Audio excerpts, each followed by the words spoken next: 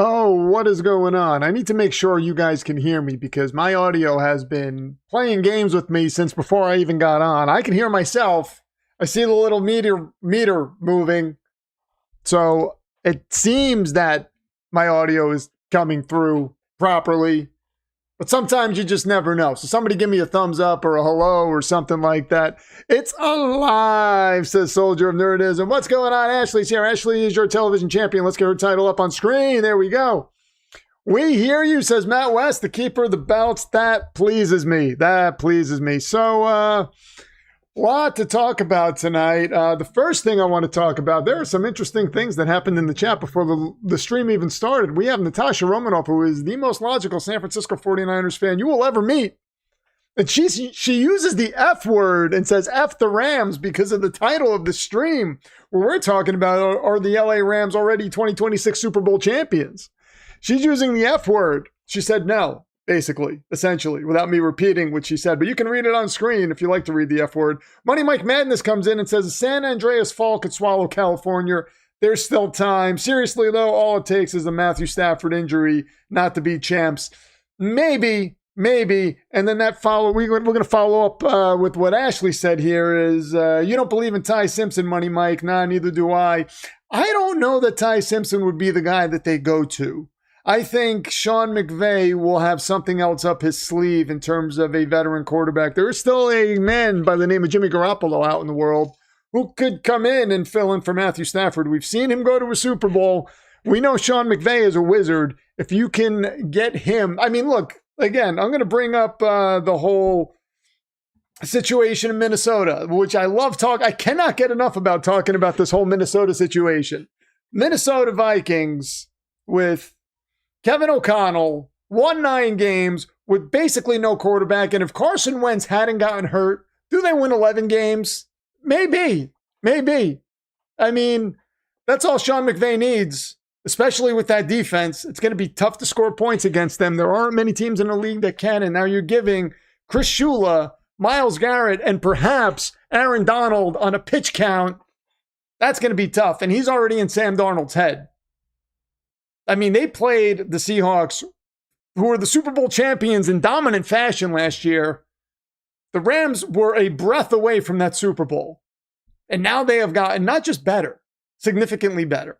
And the only thing people are throwing out at me is, well, what if they get injured? Well, I mean, a lot of teams could get injured.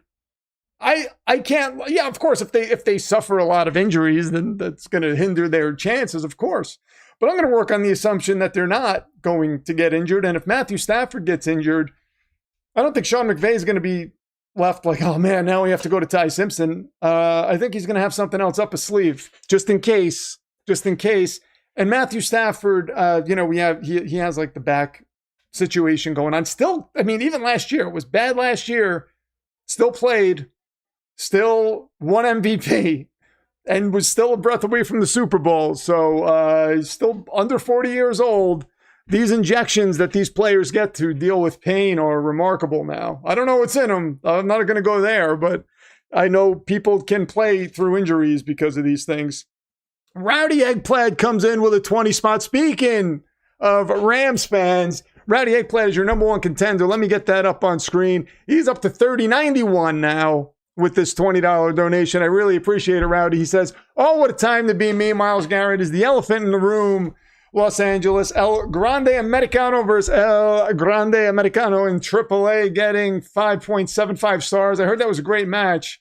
And the World Cup, Viva Mexico. Rah. I got a little Espanol coming out in me tonight. Thanks to Rowdy. Hey, thank you very much. Thank you very much. I'm going to get your situation all up to date on screen, Rowdy. Yeah, the Rams. I mean, are they already Super Bowl champions? I mean, it's hard to say, obviously. Can't just come out and say they're going to be Super Bowl champions because, things like injuries. That's real. Injuries are real. I know injuries all too well. I mean, not to bring things back to the Jets, because, I never do that. But when Aaron Rodgers was there year one, I had Super Bowl hopes. And they were, What did we get out of him? 3 snaps? 2 snaps? I don't even know. And then that was it. That was it. It was done. Everything was just dashed, thrown out the window. But we did not have a coach like Sean McVay. We did not have a team. The Jets team was good. But, we had to go to Zach Wilson is basically it. I don't know. Sean McVay, Robert Saleh, these two things do not match. But yeah, our hopes went right out the window. Again, good team. Good team. The Rams are just up and down, man. I mean, we talked about the Niners being the Avengers not long ago. This team, I don't think people are taking into account the significance Myles Garrett alone carries with him. What he brings to that defense. He made the Browns defense, as we look at Rowdy Eggplant as the number 1 contender. Thank you very much for that generous donation. It's hard to say. He made the Browns defense formidable. He was a terror. We saw the entire AFC North, fans of the AFC North, fans who come into the Demonverse and hang out every year, watch games with us, hang out for Demonverse After Dark in the offseason. Say, wow, we're so happy. Ashley knows. She had to face Myles Garrett. You think Joe Burrow's not happy? Father Dismas knows. Money Mike, you know. Myles Garrett is a big deal. He's a big deal. And putting him on that Rams defense, and then Aaron Donald, who's 35 years old. I'm getting the puberty squeak in my voice. Aaron Donald, who's 35 years old, which is not old anymore in the NFL, and he keeps himself in tip-top shape. This isn't a guy who's been sitting on the couch for the past few years. No, this guy's in good shape. And again, he'll be on a pitch count. That defensive line without him is good. They don't need him to be a full-time player. You put him out there on third downs, man, with what they have already, man, that's going to be tough. Lorraine is summoning them from the stream for the stream. What is she summoning? Wait a minute. The bird apocalypse is here. Why not the Steelers on retiring Big Ben? Yeah, well, that wouldn't work. Big Ben was falling apart. He was falling apart, man. Christian Arias is here. What's going on? Can we transfer the Jets curse onto one of the World Cup teams playing at MetLife? I'm sure we could figure that out. The Jets aren't cursed anymore. Danhausen already eliminated that curse. We see how it's working with the Knicks. Now, here's the thing. I want everybody to understand this. That curse is done, okay? But that's not going to carry over into this year. These things take time because when you eliminate a curse, you can't do too many at once. It's like you do one, and when it's significant, I have experience in this area. When it's significant like it is with the Knicks, then getting rid of the curse that you are eliminating next, which is the New York Jets, which came out of his mouth. I have it saved. He liked the tweet. We connected on this. So I know this is factual. It's going to take a little time. So I'm looking at 2027, the Jets getting their quarterback. That's where it's all going to start, right? That's where it's all going to start. And we're going to have probably a different coach. He's probably going to be an offensive mind, a brilliant offensive mind. Make Sean McVay and Kevin O'Connell look like fools because of Darren Muji too. But once 2028 comes around, we're talking Super Bowl. I'm telling you, Super Bowl aspirations. You saw it with the New England Patriots. 3 wins to 14 wins in a Super Bowl. You think the Jets can't do that? Come on. Come on. Hawks After Dark. Whoa, look at that. I love that name. Demonverse After Dark, hanging out with Hawks After Dark. That is like Hulk Hogan, Randy Macho Man Savage handshake level, if you know that reference from a long time ago. What's going on, Stone D and Pixies? Best comparison to the Garrett move would be Charles Haley leaving the 49ers. I mean, it's significant. It is, it's a big deal. It's a big deal. They are Super Bowl favorites. You guys know that. Vegas knows that. Not the Vegas that gets the attention, but the Vegas that handles bets. Unless something horrific happens, I don't know who. I mean, a sweep of the Seahawks is on the table. It's a big deal. I mean, 3-game sweep. It's a big deal. This is a big deal. Red Sox curse must be broken. I will call Danhausen. Do you have his number? but you see, I don't think he would. I think secretly, I know he's a Detroit guy, or that's where he landed on Earth, in Detroit. But, because I don't know where he's like, I think he's part vampire. I don't know. I'm not really sure. He's definitely, there's something supernatural going on with him. But maybe he was, a long time ago, that he got attacked by a vampire and then he rose in Detroit. Anyway, the issue with the Red Sox is he might not care for the Red Sox. I remember the curse of the Bambino when, they were talking about that and then that was broken. Is that still the same curse? Is that back? Because curses can come back. They're like colds. You lose a cold, you get rid of a cold, it doesn't mean you're never going to get a cold again. The very same curse can come back to haunt you. I don't know if you guys know that. Let's see. Stafford, Adams, Garrett, Donald. Imagine saying we're in one team. Imagine saying they were on one team 5 years ago. Yeah. But I mean, even saying it now is a big deal. I mean, good Lord. Good Lord. That's crazy. Oh, boy. The Hawks ring ceremony already happened. What are my thoughts on Bud Clark? I think he is. I think he's gonna be fine. Good safety. It's tough to say with a lot of these rookies because we have to see them on the field. So I mean, there are guys that I like. But I liked Denzel Mims. I loved Denzel Mims. I was like, this guy is gonna be a steal in the second round for anybody who gets him. And when the Jets got him, I thought he was going to go in the first round. When the Jets got him, I was over the moon. Just the same way I was with Malachi Corley. You guys remember that? If you were hanging out with me during that draft, most of you were. Some of you were. But yeah, well, we'll see. Did something else? Are you just talking about thoughts on him overall? Did something happen with him? Let me see. Is there any news on Bud Clark? Hold on.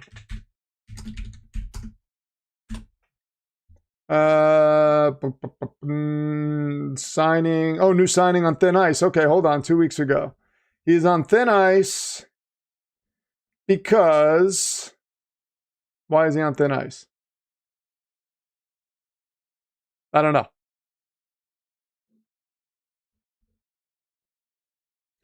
What let's see, is ball hawking safety, size and speed to be a threat to the next level.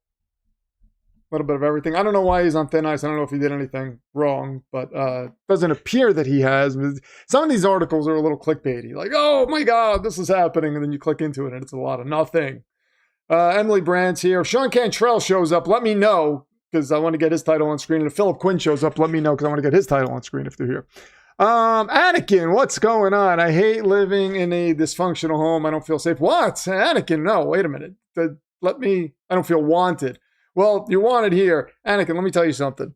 I know you're young, and a lot of people here, I could tell you from my own personal experience, there were situations when I was growing up that were in, kosher, as you could say, and sometimes I felt a little similar to what you're explaining right now. Things do get better, okay? Always remember that. There's always hope on the horizon. However you feel right now, things will get better, and you have all the strength inside you. When you're younger, it's tough because you're at the mercy of people who are taking care of you. But as you get older, you start to become more independent.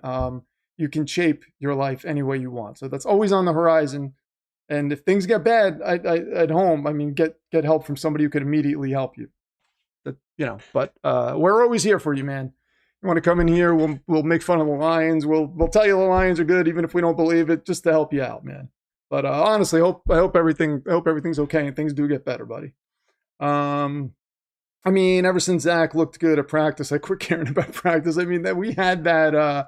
Good Lord, we had that preseason game. We were talking about it last time. Last time we were here, where Zach Wilson threw the ball to, I can't remember the receiver now. He was on the Titans before. I couldn't remember him last time. Corey Coleman.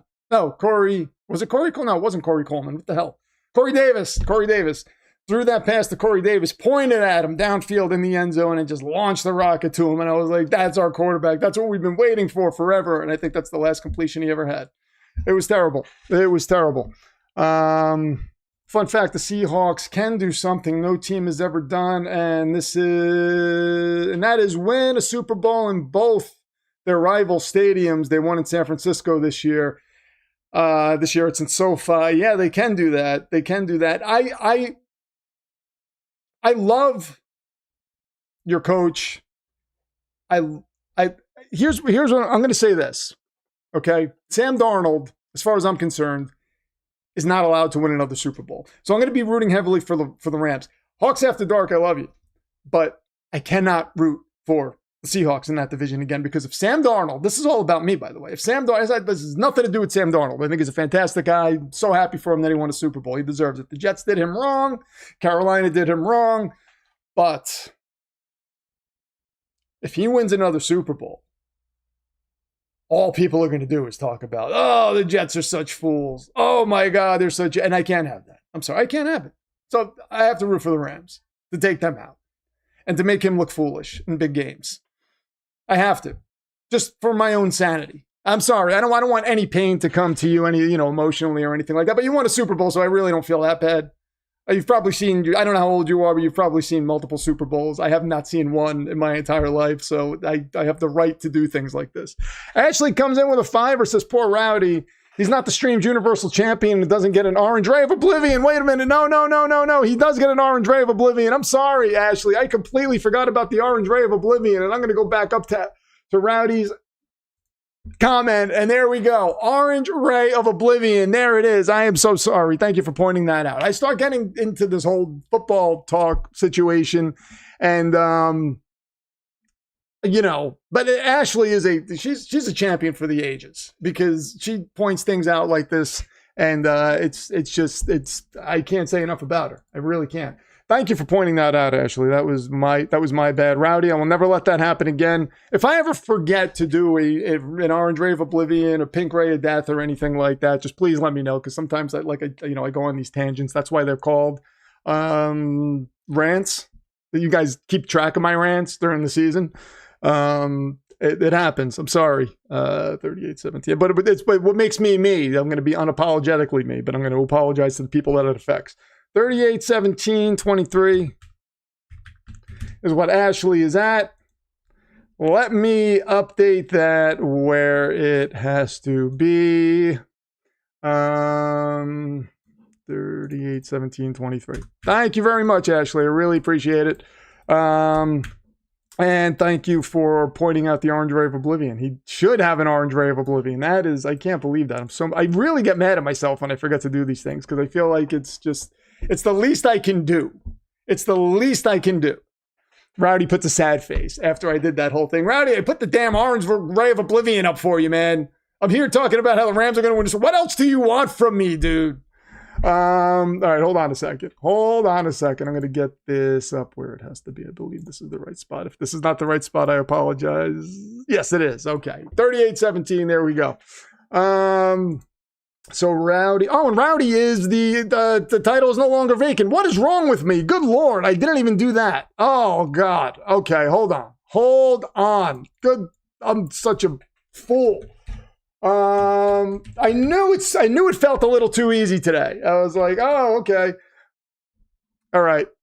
Rowdy's up to 25. I'm so sorry, Rowdy. All right. No, you know what? I apologize for yelling at you a second ago, saying, what do you want from me? Because clearly I am not doing the right thing tonight. And thank you for calling me out on it. I deserve every bit of whatever you want to throw at me. I apologize. I'm going to sing a song for you, Rowdy. I'm so sorry, Rowdy Eggplant, for doing that. It was uncalled for. It was ridiculous. It was stupid. Okay. I have the IP to that song, so nobody can steal it. All right, wait a minute. Rowdy's name is here. There we go. Hold on. Bam, there we go. Okay, thank you very much, Rowdy. I appreciate it. We need a Jets coaching excuse. PFD had a good week of practice streaming. Yeah. Yeah, I had a good week of practice streaming. I looked really good at practice this week, but come game time, I am dropping the ball over and over and over again. It's ridiculous. I can't believe it. I'm used to it as a Jet fan. 3096. There we go. There we go. 3096 is what Rowdy's up to. I'm going to get that updated as the number one contender. Okay, there we go. There we go. All right, Rowdy. So, yeah, the Rams. Let's talk about the Rams a little bit more. The Rams are just a Super Bowl winning team. I'm going to call it right now. If they don't win the Super Bowl, something is terribly wrong. Something is terribly wrong. Let me get Rowdy's other fiver up there. Look, the sad face. Sad face. But he throws up a fiver with the sad face. Thank you very much, Rowdy. I appreciate it. Okay, I got you as the Streams Universal Champion because that's what you are. You are the number one contender. I'm going to put that up on screen again in case I missed it. There we go. The number one contender, Rowdy Egg Plaid. And I think we got everything figured out now. I think we got it all figured out, right? I didn't do anything else stupid. Please let me know if I do something stupid. Okay, let's see. I don't know if you watch baseball or not. No, I used to. I don't watch it anymore. I really like Colt Emerson. He'll be a star in the MLB. Yeah, I don't watch baseball. I don't really watch basketball. I've watched a little bit of this NBA Finals. I was thinking about streaming during it. I felt like if it was going to go to a Game 7, I might have streamed it. I know it was a big comeback last night for the Knicks. You asked the baseball question. Hawks After Dark. I'm talking about basketball.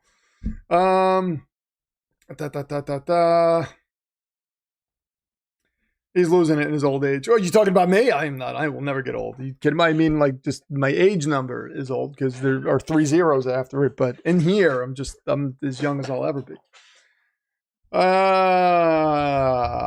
Okay, so who is here? Ready Egg Plaid, Stone and Pixie. There are going to be many rants this season. Yeah, there are going to be a lot of rants, but I think they're going to be more along the lines of, look what a great job Darren Muji's doing. I'm just, the one thing that's going to make me mad is if we win games we have no business winning. And when I say no business winning, I mean we're watching the game and it's kind of like, when the Jets beat the Rams, speaking of the Rams. Back when we were in the Trevor Lawrence sweepstakes, when they beat they beat the Raiders too. I had no business winning those games, but we just fell backwards into wins because the other teams just were bad. They were worse than us for some reason. Balls were just bouncing the wrong way. Frank Gore was running like he was 22 years old again somehow. Sam Darnold was the quarterback back then. Good times. But that's what'll drive me crazy is if we win some games like that where we have no business winning and they were costing us a draft spot and now we have to trade some of that draft capital that we have to move up and get a quarterback, something like that, that's going to aggravate me. I think he knows what he's doing now. I actually know he knows what he's doing. So I think no matter what situation we are in terms of draft capital, he's going to handle it well and we're going to end up with a quarterback. Knicks are hanging in there. That's crazy. That comeback last night was insane. Oh, look at this. I thought you were just on the phone with PFA. Oh, there she is. They're both here. Wait a minute. Oh, look at that. Both you guys were just talking to each other, and now you're in here in my little media room, as I like to call it. The very wise and sage-like and ever-powerful Darren Muji. That's what we can call him, ever-powerful. JB's here. Hello, Demonverse. What's going on? We have Chris. Chris is here. Chris is here. He was here before. I don't know if he's still here. He said hi. I said hi back. That game 4 was insane. I wouldn't mind it going to a game 7. Like I kind of wanted to go to a game 7 just because I want to see that. But that game 4 was. I had a feeling like when I saw at halftime they were down by, what was it, like 30? I was just like, watch them come back and win. It just feels like the Knicks are going to win the title. It's felt like that for a while now, ever since the whole Danhausen thing. Muji the White. Family crisis. I had to close the door because it was bleeding through my mic a little bit before I went on, so I wanted to make sure that the conversations were not being broadcast to the entire world. Yeah, Critchy was here. He was here. Muji the white, Muji the green. That's higher than white in my world. Anyway. More like Everclear. Money Mike's got jokes. We don't make jokes. One of the rules of the Demonverse is you don't make jokes about Darren Muji. That's one of the jokes. Oh, one of the rules. Sorry. One of the rules. Okay, so the North. Soldier, first of all, Green Bay Packers fans are getting out of control. This week I put out a video talking about the Chicago Bears. You saw it. Talking about the Chicago Bears moving, having a little fun with the name changes. How many Packers fans came in and said, well, the Packers don't actually play in Green Bay? Learn where your team plays before you come at me, a Jets fan, with false information. They play in Green Bay. They're surrounded by a village or something, or like one side of the stadium borders a village or something like that. But the address is Green Bay, Wisconsin. Look up the address. It's as simple as saying, hey, where do the Packers play? What is the address? Do Packers fans, are they not familiar with the Google machine? Do they not know how to look up information? Do they need me to show them how to use the microfiche? Does anybody know what a microfiche is? It was driving me crazy. It was driving me crazy. Is Money Mike from Money Earning Mount Vernon? I don't think so. I think he's from Pennsylvania, if I remember. Everyone's fair game or no one's fair game. I believe that. Indiana Bears and the Jets Giants are smart with their stadium deal with taxes. Yeah. I do wish the Jets had their own stadium, though. I was never a fan of sharing a stadium with another team. And it was called Giant Stadium when I was growing up. So the Jets played at Giant Stadium. So that was so stupid. I never understood that. And then they changed it to MetLife. And it was like, okay, well, at least you got the Giants name off there. Because it was like Giants name and logo right on the stadium. But the Jets were playing there. It was almost like we didn't exist. It was like the JV team. But I mean, the Giants did win Super Bowls back then. I've seen the Giants win Super Bowls.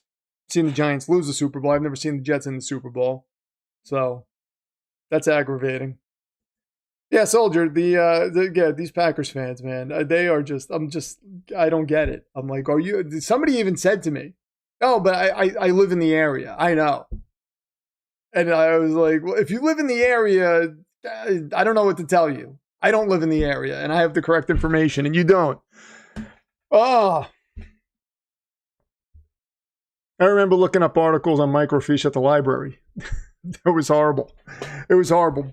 Kids today don't know how bad we had it. We had to actually go. If you wanted to do a report on something or get information, you had to go into a library and you had to go to this thing called the card catalog, which was like a dresser drawer with these little small things that you slid out, and you had to go through alphabetical order to try to find the book you wanted. And then it would tell you the location of the book. And then you would go get that book and you would try to find the information in the book. And then you would realize the information wasn't in that book. And then you had to do the whole thing over again. And that took some time. It took some time to do it. East Rutherford Jets are actually more terrifying.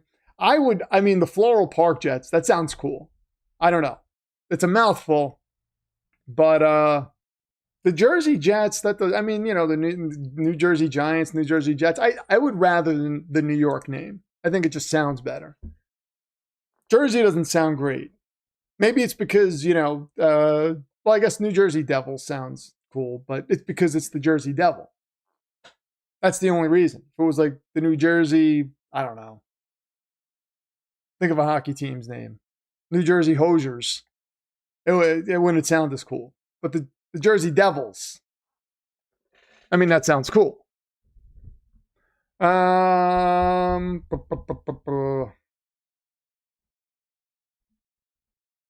Dewey Decimal System. Yeah, oh my God.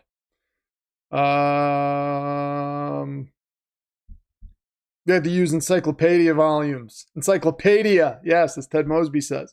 We had encyclopedias in our house. We would just have to look things up sometimes. You'd find the information, and then you'd have to write it down. You have to write down the information. Sometimes you have to write down where you got the information from.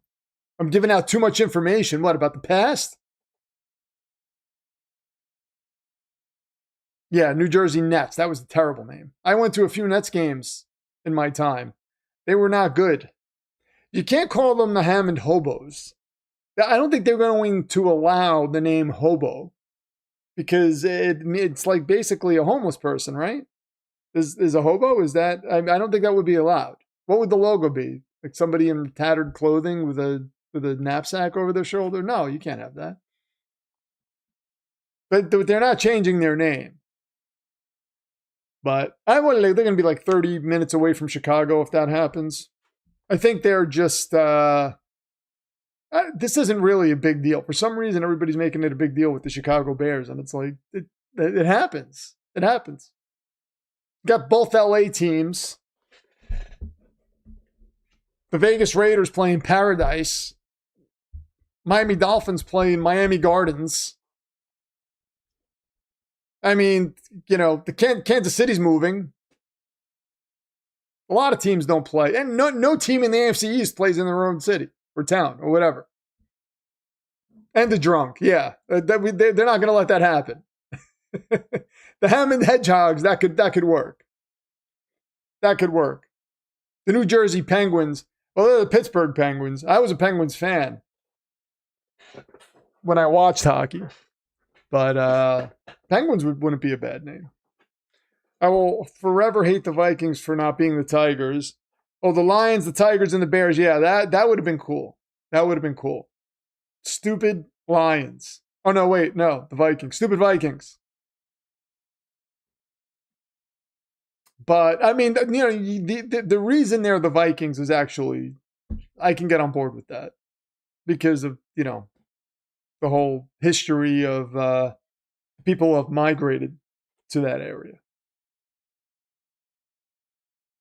The Honey Bears, the Hammond Honey Bears. Like, does it have to? Do we have to have the same letter that starts with the town? Like, why everybody keeps doing that? That's not what happens in the NFL. The Green Bay Packers, they're not like the Green Bay Gasheads or whatever. Cincinnati Bengals, not the Cincinnati Cats. Catoids. The Hammondagers. Yeah, I like that one.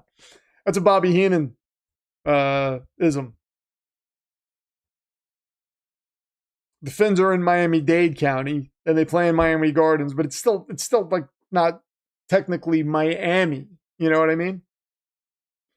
Jets should be the New Jersey Jesters. I would actually like that. A Jester logo would be sick. I wouldn't mind that, even though the name is like, I know where we're going with that, but still, we could turn that back on its head. What else can you do with Hammond? True. Not much. Green Bay Gladiators would be cool. The Hammond He-Men. That would be cool. There we go. You want to use an H? The Berenstein Bears. Yeah, that's what we're talking about. You want to use an H? The Hammond He-Men. There you go. You have to, I think teams should pair up with toy companies or whatever and do things like that, because talk about merchandise. I'm telling you, Cobra Commanders, Washington Cobra Commanders, the Hammond He-Men, the Dallas Skeletors, we had that in a video recently. The mascot could be Waggles. Yeah, Waggles looks like a Jester. Let's get Waggles on screen. Is he here? He should be here. Waggles, where are you? Oh, he's messing around with the Dolphins logo again. He's poisoning the Dolphins. This probably means they're going to get the first overall pick. So I'm going to put him away for now. But yeah, Waggles does look like a Jester. I wouldn't mind Waggles on the Jets helmet. He's got the green aura. So Hammond Hazmats. The Hammond Toxic Avengers. You see, yeah, I like that. I like names like that. Because what else are we going to do? The Seattle Kraken was a cool name.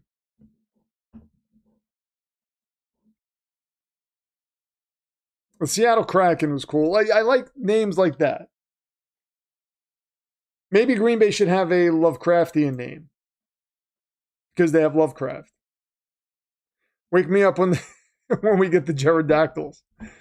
We can get the pterodactyls logo on screen. Hold on. We can I get? Do I think I have it around here somewhere. Let's see. Let's see. Pterodactyls. I should have that ready to go. Oh yeah.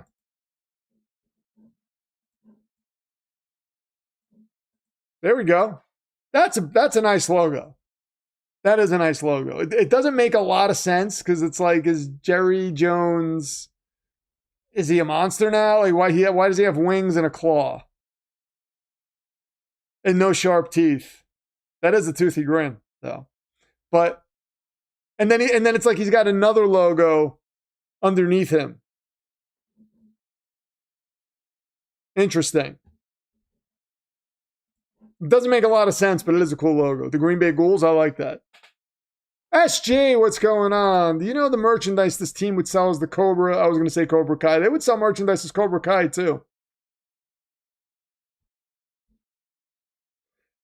The 2-year-old starts laughing every time we say Waggles. We got to get Waggles on screen. Waggles is child friendly.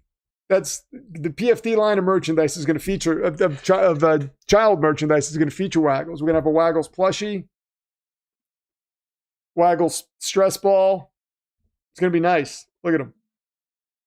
And I like that he's torturing the Dolphins. So he's in my good graces today.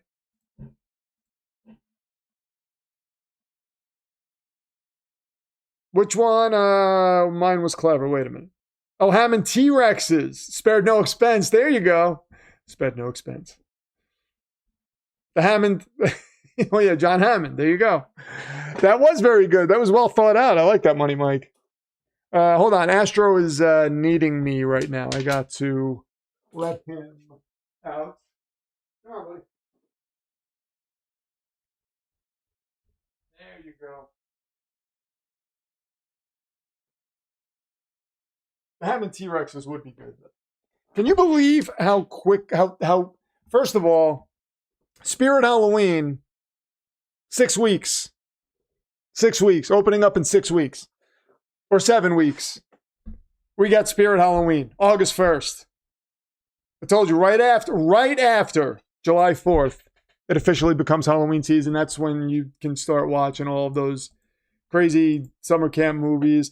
Like Friday the 13th, the final chapter, which is probably the best Friday the 13th movie out there. But Spirit Halloween. And then you know what that means? We have preseason football right around the corner. The season is sneaking up on us. It's right here. I can't believe how quickly it's coming. This is because we're doing these, for me, it's because we're doing these live streams every week. I feel like the season just ended. And now we got the season coming right back. I really can't believe it. Waggles is my little buddy, says Soldier. Yeah, you two get along. It's now saying squishy. Max is now saying squishy. All hail Lord Chair, King of Comfort. Yeah, the King of Squeaking. Lord Chair is, he's got some battle wounds now. I don't know what he does when I'm sleeping, but every day I wake up, he's got more battle wounds. We're going to have to transfer his consciousness into another one soon. I'm telling you, it's going to happen at some point. Lord Chair will always be around. The season ended in September. Well, I'm talking about the NFL season as a whole, not the Jets season. But I mean, you know, we had. I don't want to say we had fun watching Jet games because it really wasn't fun watching Jet games. It was just bad football. If I'm being honest, I love. You guys know I love the Jets. I love when game day shows up. But when you have nothing to play for and it's and the football is just bad, it makes it not fun to watch your team. I haven't had fun watching the Jets in a while. The first year, I think it was the first year I streamed games. I still had fun watching Jet games, even after the Aaron Rodgers thing, because there was still hope that they can put something together. So there was, you know, there were times of fun, times of frustration. But it's been a little while now, right? We had Aaron Rodgers And Aaron Rodgers year 2, well, we figured out pretty quickly that wasn't going to work out. The Halloween game was fun. I think the Halloween game when we played the Houston Texans, I think that was the last real fun game I had watching the Jets. And then after that, I haven't had fun watching a Jet game since. There was a little, when we played the Green Bay Packers in preseason last year and Justin Fields looked good in the first quarter. That was fun. And then week 1 Steelers, we kind of started to see the writing on the wall. Even the Tampa Bay game where they ended up winning. Oh, no, almost winning. That was kind of fun. But the game that I had the most fun throughout, the last game that I had fun throughout the entire game was probably that Halloween game. When I was dressed as, what's his name? Well, he was the Jets defensive coordinator at the time. I can't remember. And then he became the Atlanta Falcons defensive coordinator. And then his son did that thing, if you remember, where he made a phone call. Jeff Ulbrich. That's who it was. Seeing Giants fans all irked about Harbaugh's injury dialect. Don't worry, guys. It's only getting started. That's the best, right? When your coach goes somewhere else and you know him inside and out, and then you start seeing them after the honeymoon period. You start seeing them getting aggravated at the little things that he does. I think the Matt Nagy hire was super questionable. That made me raise my eyebrow a little bit. I was like, well, the whole Malik Neighbors thing is strange. I don't know what to make of this Giants team. I really don't. Do you have the experts thinking the Giants are going to make the playoffs simply because Harbaugh's there? I mean, I don't know. Can Jackson Dart stay healthy? Is Malik Neighbors going to be healthy? Can Cam Scatterbo stay healthy? I mean, they're going to have to lean on him. They're already saying they're going to be a run-heavy team. Defense should be better. I don't know what's going on with my eyes right now.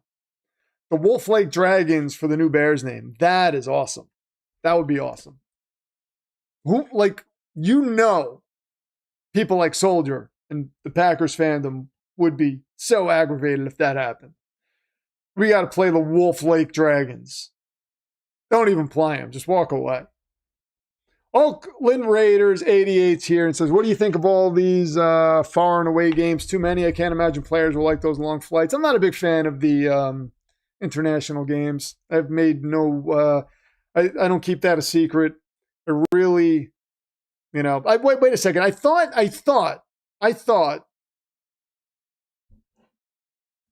hold on a second.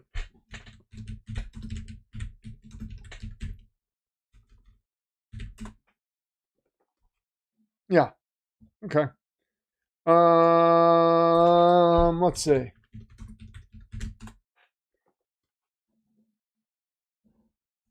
Yeah, I'm not a fan of the of the game. So there are a bunch of them that are early. I don't like that. I would rather primetime games. I know you have to, adjust for the time periods, the different time zones rather, but I'm not a fan of those games. I don't. But Oakland Raiders 88, I thought we had a long discussion about the name here. It should be it should be Vegas Raiders 15.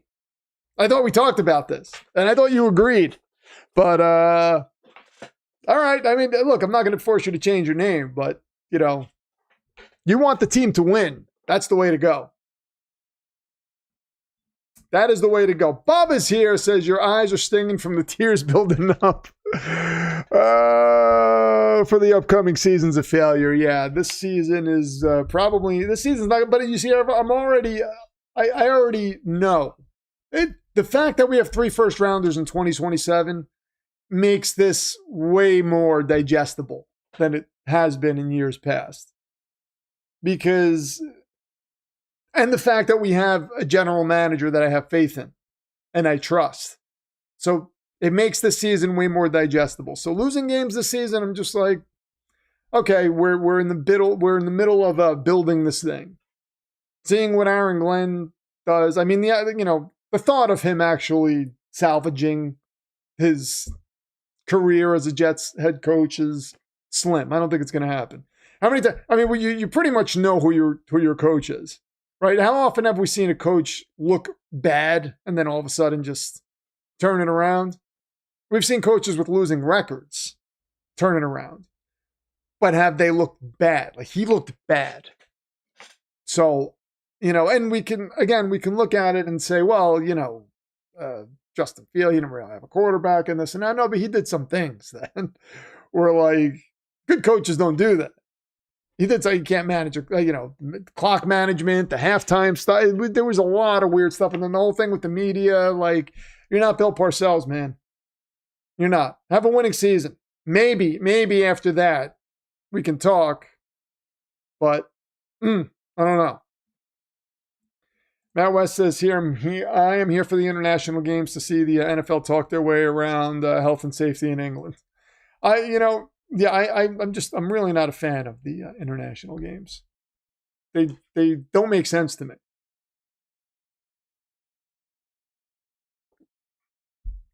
Belichick year 1 versus year 2 of the Pats tenure.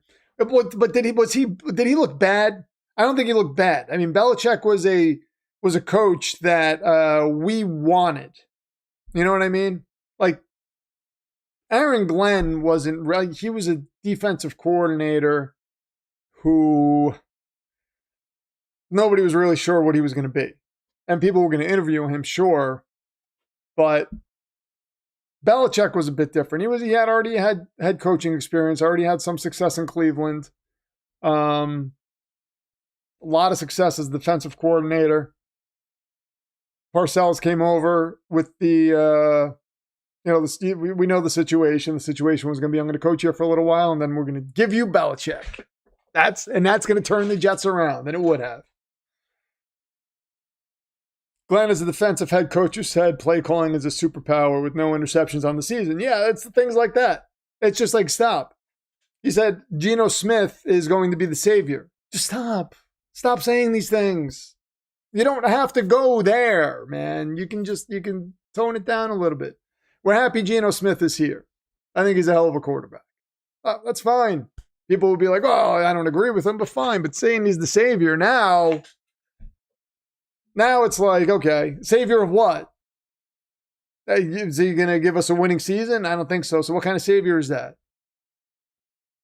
Even if he gave us a winning season, are we making the playoffs? No. I doubt it. I mean, I guess anything can happen. Sure, Geno Smith can come out and all of a sudden be like Superman. But is he not the worst quarterback in that division? I don't want to hear, well, we don't know what Malik Willis is going to be. We kind of know what Malik Willis is going to be. We had a pretty good sample size. I think Malik Willis is going to be fine. I think he's actually going to be better than fine. Now, to be fair, if the Jets had brought in Malik Willis, I would still be a little skeptical. But I would be more confident if he was the quarterback now, I would be looking at it saying, this could be the guy. We might not even have to use those picks on a quarterback. That's the difference.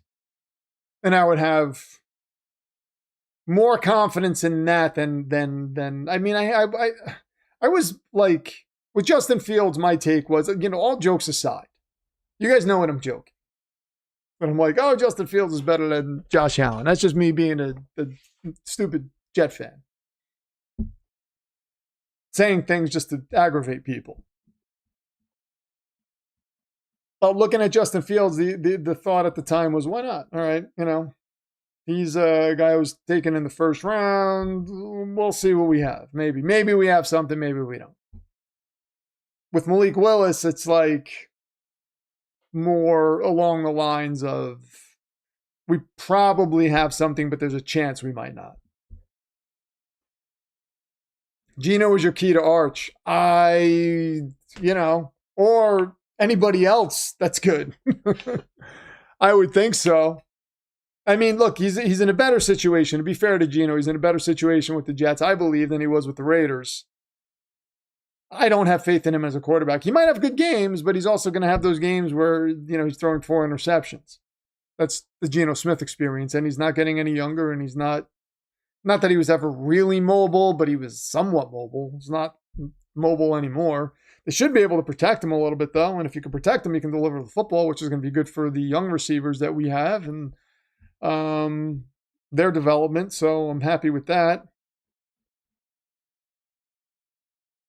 But, Soldier says I miss Willis. Yeah, I think a lot of Packers fans do. I mean, honestly, are we sure Malik Willis wouldn't be better in Green Bay than Jordan Love going forward? I think that's a fair question. A question that, look, if you're Green Bay, it wouldn't have made sense to pay him. And after just seeing such a small sample size, it wouldn't have made sense to say, oh, we're going to take him instead of, we're going to trade Jordan Love and keep Malik Willis. I mean, that would be a bold move. I don't know that any team would have done that. I mean, it's something you do in Madden. But he might have been a better quarterback for the Packers than Jordan Love. And that's what drives you crazy about football, man. Because sometimes you have to make these decisions and you have to let people walk and then you see them succeed somewhere else. I've never been through that. Ever. It works for us in Mendoza. Ha, look at that. He's happy. Vegas Raiders 15 is happy. It is a fair question. Yeah, it's a fair question. Oh, wait a minute, Die Hard. Oh, we're getting so close to Die Hard talk again. I'm so excited for it. We all know Rich misses Bruce Willis movies. The man who said Die Hard is not a Christmas movie. I never said Die Hard is not a Christmas movie ever in my life. Those words have never, ever, ever, ever, ever come out of my mouth. I will sit here and debate that till I am green in the face. Yeah, Bruce Willis, man. Poof. That movie. Chef's Kiss. Die Hard 2, Christmas movie. I think Soldier said he's not very close to where the game's being played, if I remember correctly. Yes, Matt West. Thank you. Thank you. Thank you. Oh, Bruce Willis said it. Is that what you said? Oh, Mrs. Bruce Willis movie is the man who said Die Hard's not a Christmas movie. Yeah. Yeah, and as much as I love Bruce Willis, that doesn't make sense to me. Does an actor get to determine what type of movie it is? No. I mean, the man who wrote the movie has come out and said, well, it wasn't intended to be a Christmas movie, but it actually is a Christmas movie. That's all I need. That's it. That's it. You can say it wasn't intended. Like, okay, we put Christmas in it for this reason, but then looking back on it, you're like, oh, you know what? It's actually a Christmas movie. I think Eugene. It's the only way because Matt LaFleur and Mike LaFleur, their names are too similar, so we renamed Matt Eugene. Probably liked Willis. Bruce Willis, yeah, I can imagine he did. He probably loves Die Hard.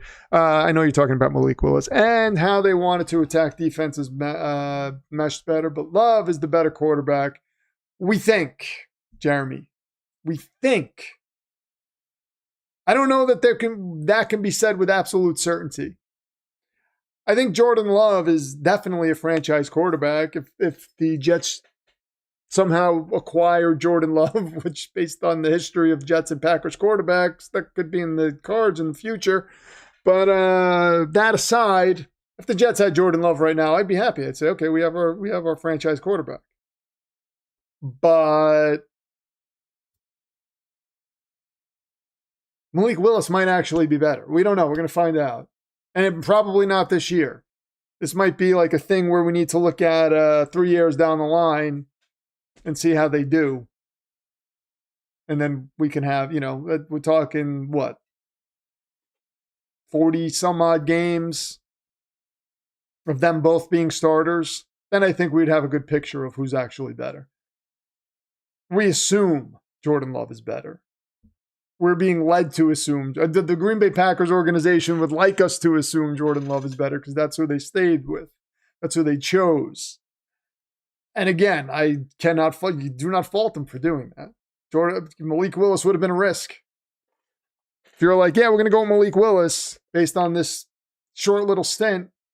Now, if Jordan Love had been hurt half the season, and then Malik Willis took the Packers to the playoffs and won a couple of games, then that's in the conversation. What do we do in this situation? You know? But based on that short sample size that we have, I mean, it wouldn't have made sense to give Malik Willis the money, you know? What were you going to do? You'd basically be telling Jordan Love, hey, we don't trust you, so we're going to keep this guy just hanging around for a little while. We're going to pay him a lot of money, just in case. Harry Potter is a Die Hard movie. I agree with that. Yes, absolutely.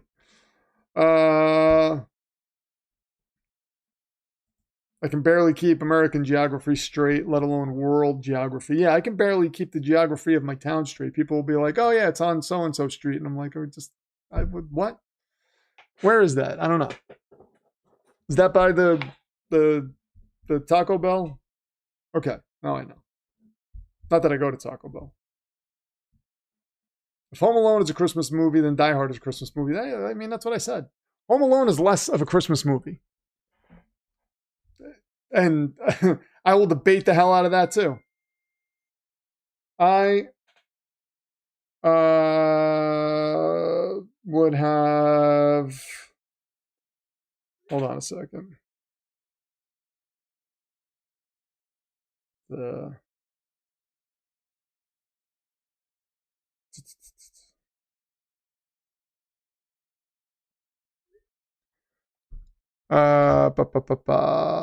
Okay.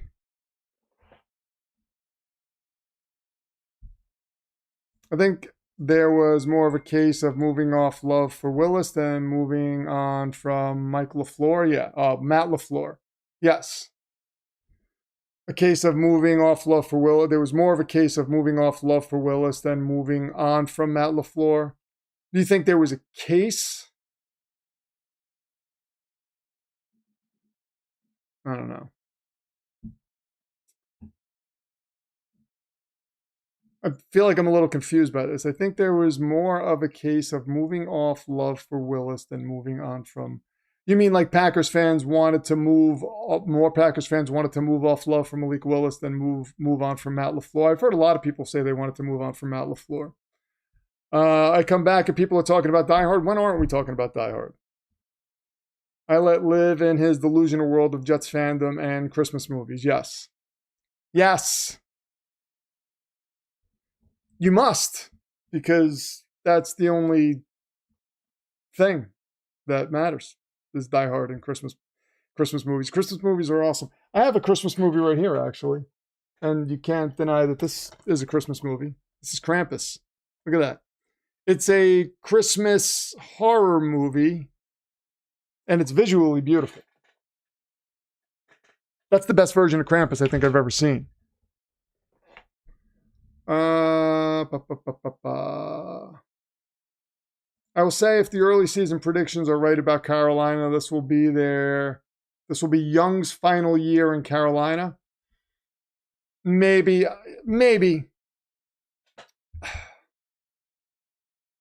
It's hard because he played well. If depending on where they are and if they have a shot at a quarterback, you know what I mean? Then it could be. But I mean, look how long Tua stuck around in Miami. Not that they're the same, because I actually think Bryce Young is better than Tua. But it's a strange situation. I think he would have to actually be bad, not just okay. I think he would have to actually be bad, and then if they're drafting and a quarterback is there when they're ready to pick, then,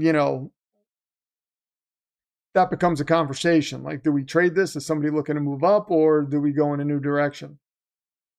I think teams might be less willing to move off quarterbacks quickly based on, the whole Sam Darnold situation, the whole Baker Mayfield situation. You know what I mean? You see these quarterbacks leave, and now Bears with Justin Fields, you have a shot to get Caleb Williams because of the Carolina Panthers. You have a shot to get Caleb Williams. Okay, if you're getting the first overall pick, you're not confident in the guy that you've had for the past few years, that makes sense. But I don't think Carolina is going to be in the conversation for a top pick. I really don't. So, we have a new Streams Universal Champion. Ashley comes in with I got to get the pink ray of power up. Hold on. Pink ray of death. There it is. Bam. Joey B is El Mahor quarterback. Oh my God, I'm bad. This is bad. Alesta Moy Caliente, so he's very hot. I'm going to do the translation here. Hold on. I got to do the translation. Hold on. I can say Spanish things in some regard, in some sense. This is the best quarterback in the league. He is on fire. There we go. He's on fire. Not that he's very hot. He is on fire. That's what she's saying. Smashly, yes. Okay. So she is your stream's new Universal Champion. Still the television champion. Let me get that all updated right now. Thank you very much, Ashley. Really appreciate it. I got to do math. Math is coming up. The Bengals, I would not be surprised. I've said this before. If we get a Bengals-Rams Super Bowl, if we do, I don't know. I'm firm. Whoever, I'll just say this: whoever the Rams are playing in the Super Bowl, I assume they're going to be in the Super Bowl. Whoever they're playing, I think is going to lose. Whoever the Rams are playing, I think are going to lose. How's that? And if it's the Bengals, that's tough because I actually would like to see Joe Burrow win a Super Bowl. I would actually be rooting for him. Not in not a lot of cases would I be rooting for an AFC team. That's not true. I guess it depends on the situation. Was I rooting for the Patriots this year? No. I think we all know why. Was I rooting for Seattle? Marginally. I mean, like I was kind of at the point where I was like, I don't want the Patriots to win. Seattle has to win. But man, this sucks either way for the Jets. Of course, that would be the Super Bowl. Sam Darnold versus the Patriots. Oh, boy. Football life is just horrible. Not horrible for everybody. Horrible for some of us who decided to like certain teams at a certain point.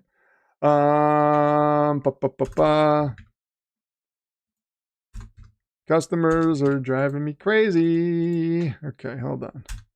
Hold on.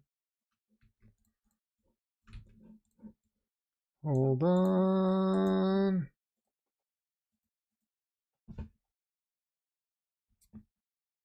All right. All right. We got Ashley all set up. I think we got everything right. Right? Yes, I got everything right. Okay.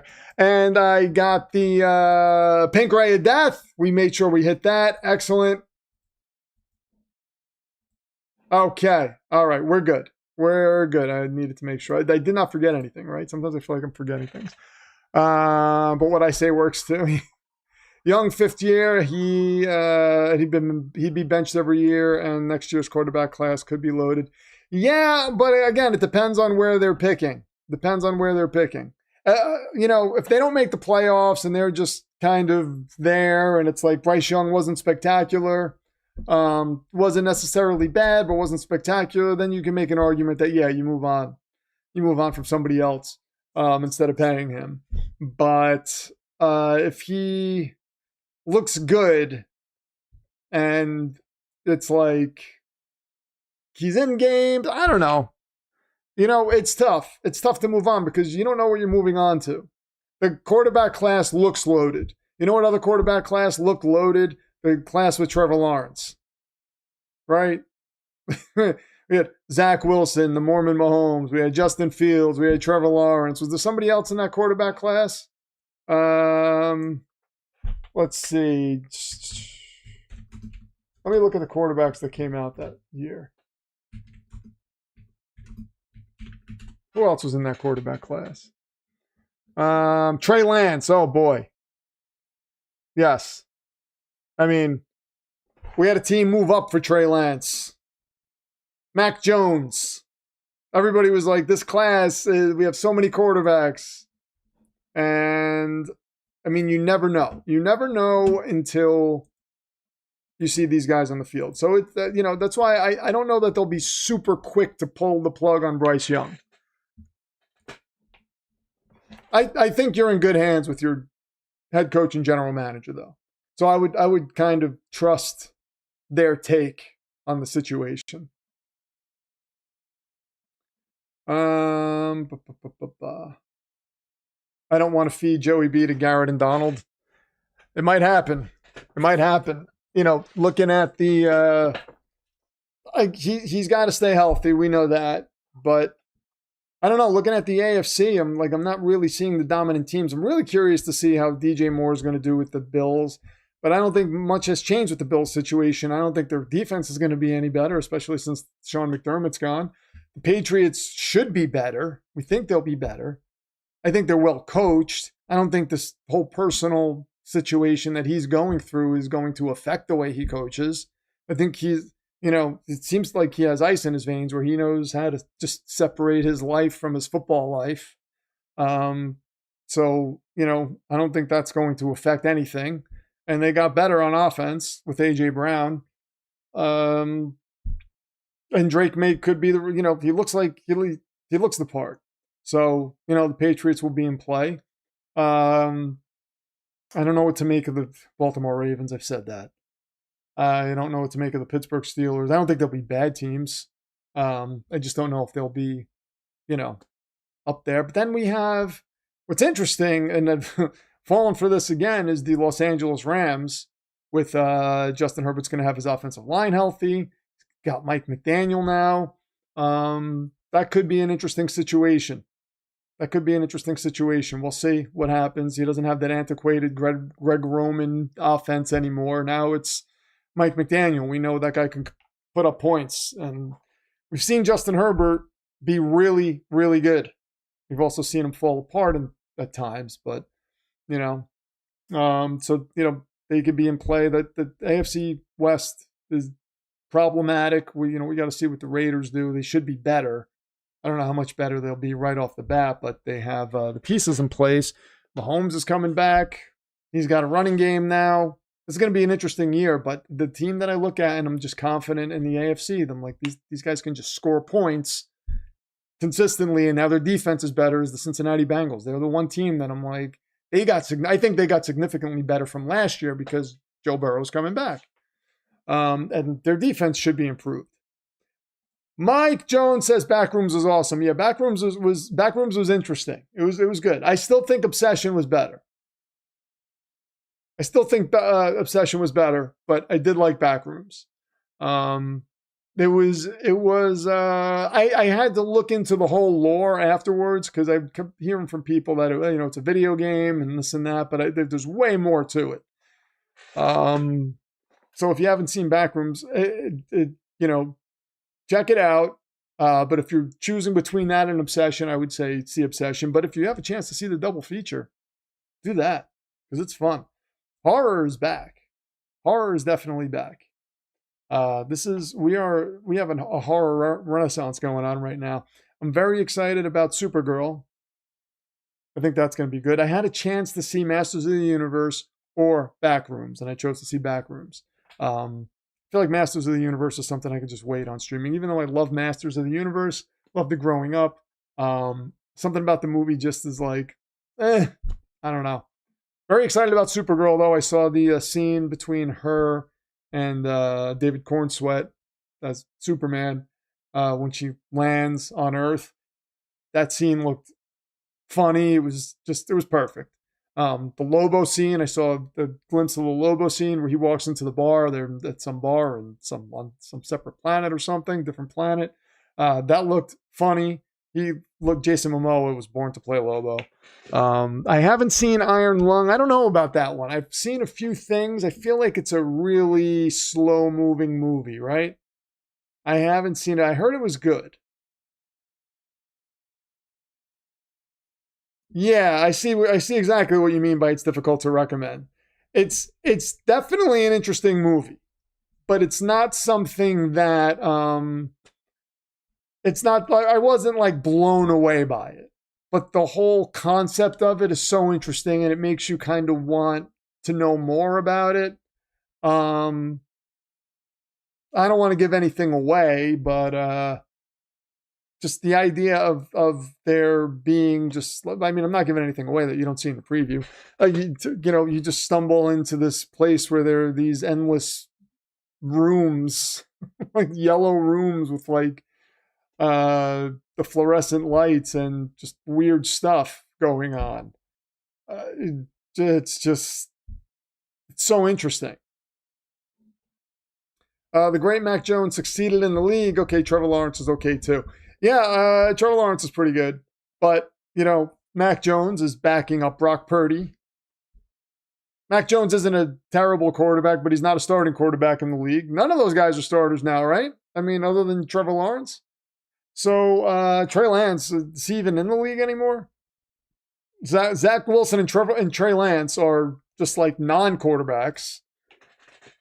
They can't even back up starters in this league. And one went 2 overall, and another team traded a haul to get the other guy. So when we're looking at this next quarterback draft, it's funny because people still speak in absolutes, even though something like that happened. And we see things like that happen all the time, but people still speak in absolutes. Like, no, this is definitely going to be a good quarterback class. It should be. We're hearing it will be. We don't know. Landing spot is a big deal. We don't know, mentally, we don't know where these kids are. Do they even, another thing is if they are monetarily driven and they get a lot of NIL money and they feel like, well, I could kind of live off this and start a business. I don't have to put my body on the line. I don't have to play football. I don't really like football. Just kind of play it because I'm good at it. Or I've been good at it, but now I have to learn an NFL offense. That's going to be hard. I'm going to have these big guys chasing me and tackling me. I mean, this is stuff goes through people's minds. Not everybody's Peyton Manning. Not everybody's Fernando Mendoza and just obsessed with football, like Tom Brady, like obsessed with getting better. There's a lot of variables that come into play. It's not just, oh, they were good in college, therefore they will be good in the NFL. There are a ton of variables that come into play. Certain type of, it's for a certain type. Yeah, PFA didn't like backrooms. It's for a certain type of person. I really liked it, but yeah, Obsession is better for me too. So PFA did not like backrooms, but she liked Obsession.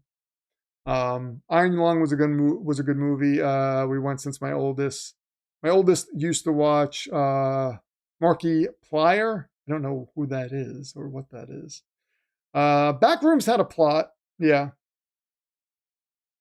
But it left you with a lot of questions. It leaves you with so many questions. That's the thing. It's not like, okay, here's the movie starts and you're going through the story and now it's over and you know everything going on. No, you're like, wait a minute, but what about this? Did you see that? And that means this and this. There are so many theories that you can attach to that movie. You can kind of do the same thing with Obsession in a different way, but Obsession was just a better movie. There was a definitive end to that movie. But then, like, how you got there, how things played out the way they were are up for debate. But in a fun way. And I need to look it up. I think Obsession will be too scary. Backrooms I wouldn't say is scary. Obsession was definitely scarier. But I am very I'm interested in what's the other one? Oh, Iron Lung. Kind of interested in Iron Lung. I don't know though. I gotta see. I think if it might be one of those things that, I kind of catch a glimpse of on one of the horror YouTube channels I watch every now and then, which I have. I watch the Cobwebs channel a lot, and he recommends movies all the time. And he did recommend Iron Lung, but not in a way that made me say, okay, I got to see that. But there was a movie, it was a Tubi original it's called Match, that he recommended. And he was like, oh, for a Tubi original, this was a good movie. And then he started talking about it, and I was like, wow, that sounds interesting. It was like a girl meets a guy on like a dating app, and then goes to his house and is in the house now, and then weird stuff starts happening. And I was like, okay, that seems like it could be fun, it could be interesting. And one of the worst movies I ever saw. I was just like, I don't know. Yeah, it was one of those movies where I hated myself for watching it, and then I just had to see how it ended. But I did a lot of fast forwarding because there were a lot of really gross parts. And I had my finger on the on the remote and was just fast forwarding to what I thought might be a part that would explain something until I got to the end, and it was like, wow, that was garbage. That was a garbage movie. One of the worst movies I've ever seen. No jump scares that I could think of. Yeah, we talked about that. His jump scares are a little different. It's not like it's not a movie like The Conjuring or something like that. It's definitely not that. But there are parts in it that are creepy and will make you jump, but not because like a monster jumps out of the corner. It's more that there's like like a scream that happens when you're least expecting it or something. Markiplier, is that am I Markiplier? Am I saying that right? Is a big YouTuber. He played a game on the stream, and he self-funded the making of Iron Lung. Wow, YouTubers, man, the YouTubers are taking over horror right now. Taking over horror. Iron Lung was good, but I think the other two are better. Yeah, that's what I was hearing. So I'm not. And another thing is Evil Dead Burn. Like, I love the Evil Dead franchise. I like the scarier ones as opposed to like Army of Darkness or the Evil Dead show that even came out. Even Evil Dead 2 was, a little too off the wall. It was fun. I mean, I don't dislike those movies, but they're more horror comedy, horror ridiculous, as opposed to Evil Dead, which I think is one of the best horror movies ever made. Especially at the time, like the budget that they had, and it was just like a low budget movie. I don't know how Sam Raimi did what he did, but he did it, and it still holds up. I mean, the practical effects, looking at it now, it does look a little dated, but for the time was insane. But it's still like, they're still freaky when you look at these deadites in that movie. Then the Evil Dead that came out later, I thought was pretty good. Evil Dead Rise, I really liked. But that's what I'm getting at is, so Evil Dead Rise it took place in an apartment building, right? So it was like a rundown apartment building, but it was still like in a city. It was a little different. When I'm watching the preview to this new Evil Dead movie, it's like they're doing everything under the sun to scream, this is a horror movie, it's like a gray old house out in the middle of nowhere that these people live in somehow, and it's dirty. I think the floors look like they're just, everything is gray. Like, why is everything gray? Everything. It's not a regular house. And they're eating dinner and they're all dressed gray. Everything's gray. They're gray. And like, I don't understand. I'm like, why can't it be, if you want to make the house a little creepy, cool, but why can't it be like just the house? Like a grass on the lawn, and you go inside and maybe, there's color in the house and the television. Maybe the dining room isn't just like this wooden table. It looks like it's falling apart. Maybe the guy living there, one of the guys, I don't know who he is. There's a guy, and from what I can tell in the preview, he's, just who you would expect to find in a horror movie, just living in this house and then having dinner, and he's being weird. And I'm just like, okay, it would be weirder if it was a sort of a normal situation. Now, like, the Evil Dead thing starts happening. But the fact that like everything is just gray and brown. Nobody's living in that house. It is so filthy. It's just like what you would expect an abandoned house to look like. And these people are living there, not only living there, but they're having dinner, and they have a dishwasher. Where did they get the dishwasher from? I don't understand. I don't understand. The premise alone, no woman would go to a guy's house based on an online meeting. You know what? I've heard stories of people, men and women, doing weird things when it comes to online dating. So I don't know, I don't know about that, but you know what? They did set it up where like they did like a FaceTime sort of thing. You know what I mean? And he seemed like a regular guy. But then it just went off the wall weird. It had potential up until that point when she walked into the house and was there. I'll tell you, look, I'm going to tell you about this movie. It's called Match on Tubi. It's a horror movie. I'm going to give you spoilers because the movie's not worth watching. And if you don't want to hear the spoilers, you can turn the volume down and I'll give you a signal when I'm done talking about it. But I'm going to talk about it within the next 10 seconds. And if you don't want to hear it, I'm giving you a warning now. This is your 10-second warning. Like the opening of the Scream movie. The opening to Scream was awesome. But, okay, here we go. So this movie was, this girl is on a dating app, and she lives with her sister, and, you know, whatever. She's talking to this guy, and he looks like a regular guy, you know. And she actually FaceTimes him, but his FaceTime freezes after a couple of minutes. Like he's actually there talking to her, and you know they're trying to meet up and have plans, and he's inviting her to the house for dinner, and he's on FaceTime talking to her, or whatever they called it in the movie. It freezes, and then he's like, "Oh my God, you know, I don't understand what's happening here." But anyway, she goes to the house. It's a nice house. It's like down an alleyway. It's a nice house, not Evil Dead like. No, this is like a nice house. And this lady answers the door, and she's like, "Oh, I must have the wrong place." And she's like, "Oh, no, you must be so-and-so. You're here for my son." And, you know, he's ran out to get groceries. He'll be right back. But come in. Oh, I heard so much about you. She's being all nice. She gets in the house, and then, you know, the lady's like offering her tea, and she's drinking tea, and they're talking, and the lady's just watching her. And then all of a sudden she starts getting woozy because the lady obviously put something in her tea, and she passes out. When she wakes up, she's like in this weird rickety wheelchair going down this strange hallway, and she's tied to a wheelchair, and the lady's like saying stuff to her. She puts her in the room, and the son, who the girl thinks she was talking to, is like this monstrous guy, and he's walking towards her, and it's like he's going to do something to her. But somehow she gets out of there. So the story was like this lady wanted to have a grandkid and was luring women back to her house to meet her monstrous son, and was using her other son as bait. And he had like no feet or something. So like he couldn't move around, but she had him chained and would force him to do these FaceTime things.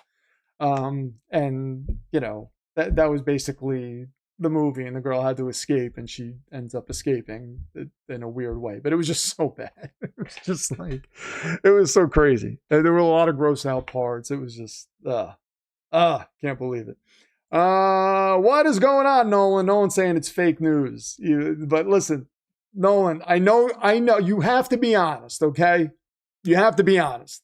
This has to be terrifying for you, especially the Aaron Donald part, especially knowing how Chris Shula knows Sam Darnold, knows how to get in his head.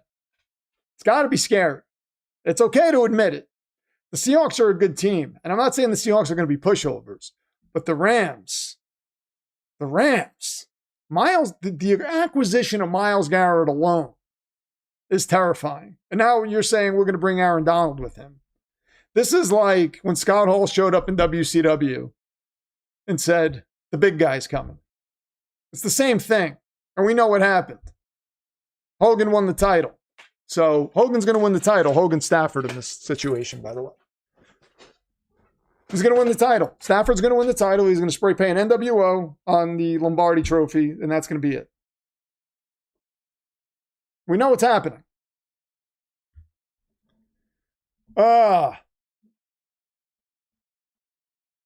Yeah, interesting. Obsession is definitely interesting. Match is not. Do not watch that. That was the name of the app, Match. That's why they called it Match. Okay, now I get it. Christopher says fake news. Oh no! Did you hear my whole NWO thing? Do I need to go through it again? This is a scary situation for Seahawks fans, large and small. For Seahawks players, large and small. It's a terrifying, terrifying situation. I'm telling you right now. You guys, you're still going to be a formidable team. You have a shot. You're probably right now, when I'm looking at it, the second best team in the NFC. If you're just looking at rosters. But the Rams made moves that would, if I was a Seahawks fan, I would be like, why? Why? You know what I mean? Oh, wait a minute. Bear down, says Christopher Wheat. So wait, he's a Bears fan.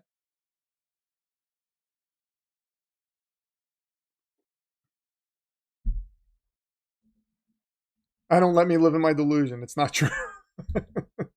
Spoilers are over. Yeah. Spoilers are over. That's right.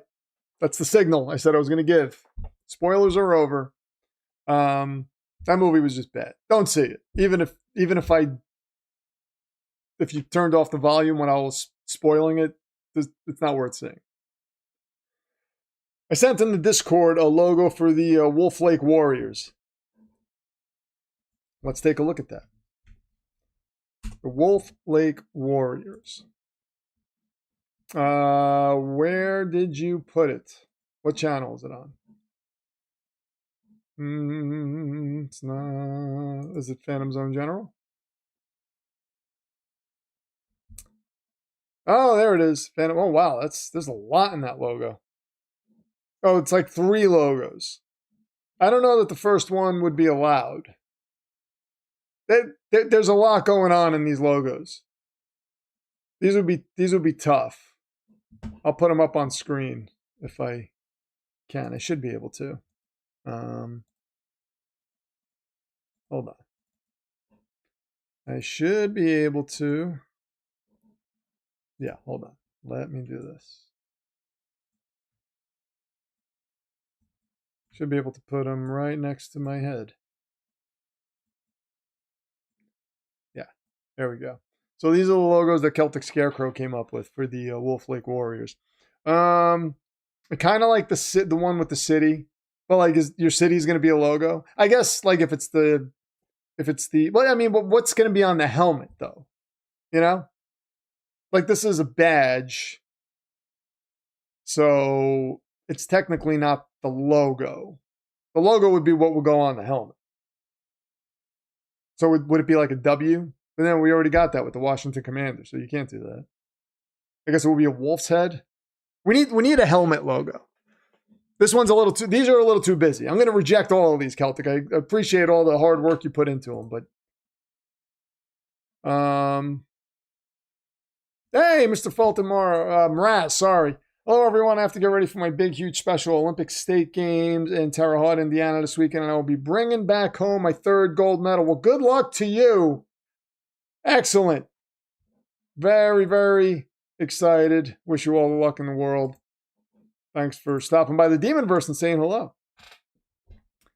I think the middle would be the one. The middle might be the one, but, you know, there have been issues with logos like that. Right? So I don't know. I don't know if it would be allowed. The pterodactyl will be a real species dedicated to the stream. Oh boy. All your hard work I used all my hard work I used Google Gemini. Yeah, but that's hard. You know, writing prompts is not an easy task. You know that, Celtic Scarecrow. You know that. Oh man. But yeah, the what else am I looking for? Oh, Resident Evil, that looks good. That's coming out in October. Like I said, man, Spirit Halloween is opening up in like 7 weeks. We are so close to football season. It's insane. Christopher Wheat says, I see your movie and raise you. Prophecy, giant mutated bears. Was that Christopher Walken's Prophecy? Because I remember seeing, was that The Prophecy? I remember seeing Christopher Walken in a movie. I think it was called The Prophecy back in the day. That was actually pretty good. That I kind of liked. That was a while ago. I don't know who, let's see. The Prophecy. Yeah. It was called The Prophecy, 1995. He's come to Earth to strengthen his powers by claiming the wicked spirit of a psychotic veteran. I mean, how's that? First synopsis. 6.4 out of 10 on IMDb, 46% on Rotten Tomatoes. At the time when I saw it, I thought it was good. I don't know if it would hold up now. A benevolent angel, Simon, played by Eric Stoltz, who is also in Pulp Fiction, Wants to stop that from happening, so he hides the man's spirit. Well, Gabriel would at least expect to find it in a little girl. Not a good job. Not a good job by the... I'm sure there would have been better places to hide the spirit, Gabriel. He's just going to put it in a little girl and hope he doesn't find it? I mean, come on. Even angels make mistakes, I guess. If you want, like, put it in some... Like, find Homelander or something and put the spirit in him. That would probably go bad. Homelander would probably team up with the guy.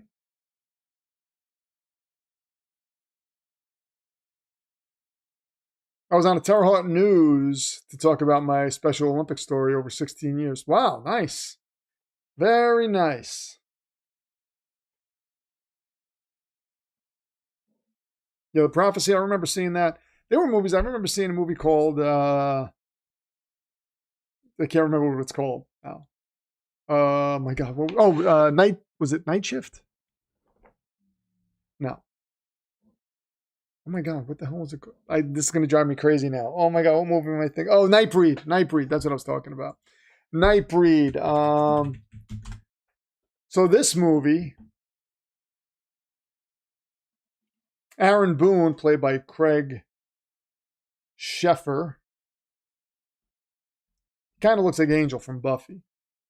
Is haunted by terrifying nightmares of a city of monsters. He's going to see a psychiatrist for help, but Boone doesn't know that his psychiatrist is really a serial killer.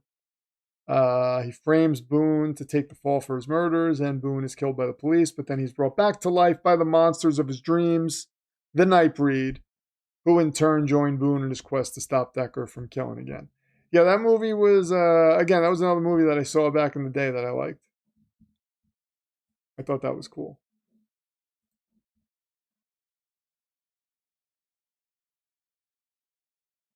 Five new species have been found in the last 4 years where I am digging into 3 weeks. Really? Oh my God.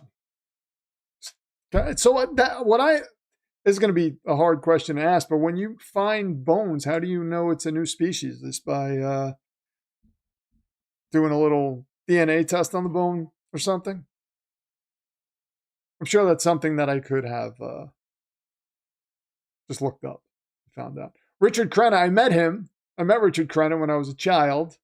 He was doing some movie. This was after Rambo, right by my baseball field in Weehawken, New Jersey, where I played baseball.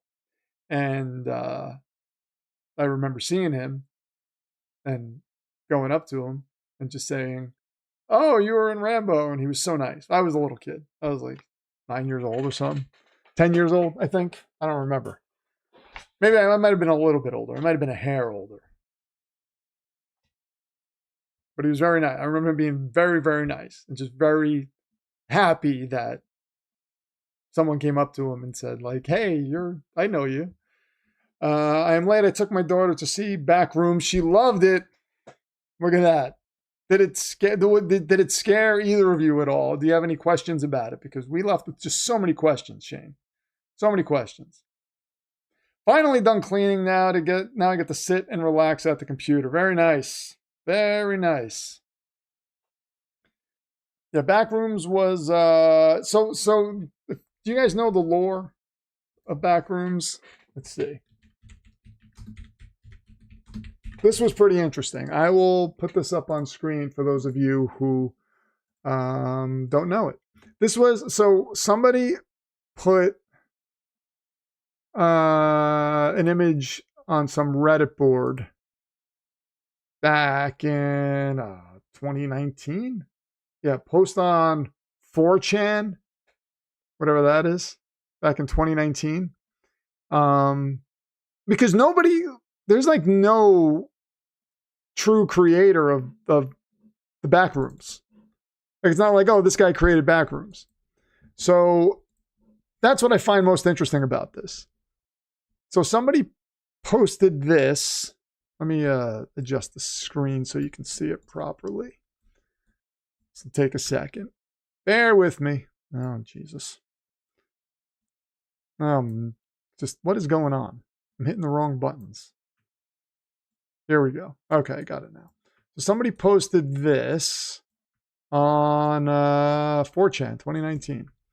And it was just a picture of this room, of these rooms. The first post was a picture of these rooms with like no context or anything. And then it started to take on a life of its own. And somebody, I'll read this for those of you who can't read it on screen.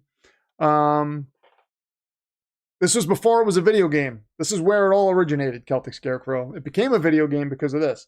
If you're not careful and you no clip out of reality in the wrong areas, you'll end up in the back rooms, where it's nothing but the stink of old moist carpet, the madness of mono yellow, the endless background noise of fluorescent lights at maximum hum buzz, and approximately 600 million square miles of randomly segmented empty rooms to be trapped in. God save you if you hear something wandering around nearby, because it sure as hell heard you. And then it just took on a life of its own. And people started posting other pictures saying, oh, this is the back rooms, this is a section of the back rooms. And the guy who directed this movie started making kind of a series on YouTube. And I think there were a bunch of episodes. There's like random backroom stories, from what I understand. I saw a couple of them. The problem that I have is like the camera. It's like a first-person camera sort of deal, so it's all over the place. Which, if you see this movie, get ready for some of that, because you get a little bit of it. It's not the whole movie. It's not even a big portion of the movie, but it starts out like that, and then there's a section in the middle of it where like the camera's just, it's like first person and it's all over the place. So I always have to like look away. It's very Blair Witch in that way. But that's where it came from. And it's very interesting. So then it took on a life of its own. People started, people playing video games, they were making video games about it. All these stories started coming out. So it was really like this just collective thing that took on a life of its own. And then this guy who directed the movie was putting out videos on YouTube, making videos of the back rooms, and they became immensely popular. And then he had the opportunity to direct this movie, and he did. Crazy. I gave it a 7.5. That's where I would probably have it, around a 7. Your daughter gave it a 10 out of 10. Yeah, she was a fan of it beforehand. Yeah, I know a lot of people were. Isn't 4chan just scary things? I don't know. I'd never heard of it until I saw that. So I don't know what 4chan was. I'll look here. What is 4chan? Let's see. 4chan is an anonymous English language image board website. Launched in 2003 as a forum for anime, it evolved into a vast, loosely moderated bulletin board. They just post text and images under default aliases. So it's got a wild, raw, and unpredictable culture. So that's where it was originally posted. A labyrinth of 70s. The course sounds like being a Jets fan. Oh, I knew that. I knew a Jets joke was coming somewhere. I knew that was going to happen. Labyrinth with 70s decor. Yeah, it's but I mean, the idea of being trapped in there is pretty horrifying, if you think about it. You know what I mean?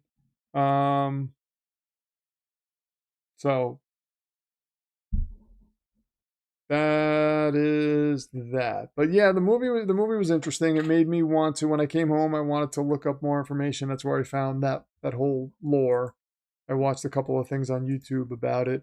Didn't watch the episodes, but during one of the things that I watched, they included clips of some of the episodes. And again, it's like that moving camera, and I can't do that. I can't even play first-person video games.